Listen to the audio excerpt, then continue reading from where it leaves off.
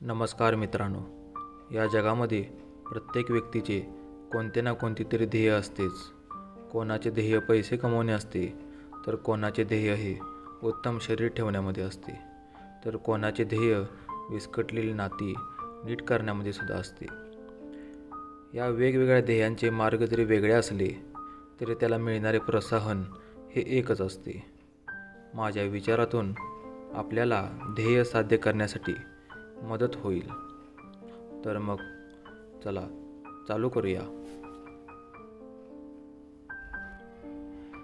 कोणीही कितीही जरी अपमान केला, कितीही वाईट बोलले, तरी त्यावेळी खचून जाऊ नका. डोके शांत ठेवा. सर्व काही वेळेवर सोडून द्या. कारण वेळेमध्ये इतकी ताकद आहे की ती कोळशाला हिरा आणि हिऱ्यालाही कोळसा करू शकते. म्हणून वेळेवर विश्वास ठेवा. जसे अर्जुन बाण मारते वेळीस फक्त त्याला पक्षाचा डोळा दिसत होता, त्याचप्रमाणे आपण आपल्या आयुष्यात ध्येय साध्य करण्यासाठी फक्त आणि फक्त आपल्या ध्येयावर लक्ष केंद्रित केले पाहिजे. मग विजय होणे शक्य आहे. आयुष्यात कितीही संघर्ष करावा लागला तरी मागे हटायचं नाही. कारण यशाचा मार्ग हा संकटातूनच होत असतो. आपल्या गरीब परिस्थितीला खचून न जाता त्याला आपली प्रेरणा बनवा, ऊर्जा बनवा आणि आयुष्यात प्रगती करण्यास सज्ज व्हा. सूर्यासारखं जर बनायचं असेल तर सूर्यासारखी जळण्याची ताकदही ठेवली पाहिजे.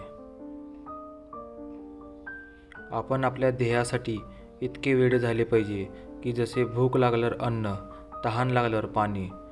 मग बघा चमत्कार, ते तुम्हाला ध्येय मिळाल्याशिवाय राहणार नाही. आपले ध्येय मिळण्यासाठी दिवस रात्र कष्ट करा, पण त्याचबरोबर हेही लक्षात ठेवा की त्या ध्येयाची दिशा योग्य तर आहे ना.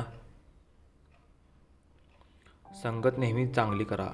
कारण 4 वाईट लोकांच्या बरोबर बसला तर भविष्यातील 5वा वाईट व्यक्ती हा तुम्ही असेल.